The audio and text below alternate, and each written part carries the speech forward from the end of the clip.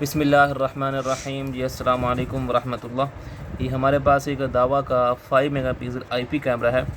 तो इसको हमने अब रीसेट करना है। तो सिंपली आपने क्या करना है, इससे यहाँ से 2 पेज ओपन करने हैं।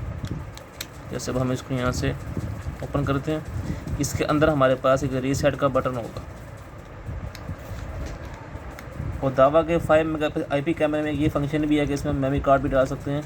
अगर इसको हमने वैसे ही कहीं पर लगाना है, हमारे पास एनवीआर नहीं है, तो हम उसके लिए भी इसको यूज़ कर सकते हैं। जैसे आप देख सकते हैं यहाँ पे उन्होंने बिल्कुल बारीक सा छोटा सा बटन दिया हुआ है, ये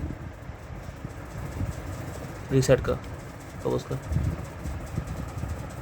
आप देख सकते हैं ये छोटा सा बटन दिया हुआ है। पीछे उन्होंने मेमोरी कार्ड की ऑप्शन दी हुई है।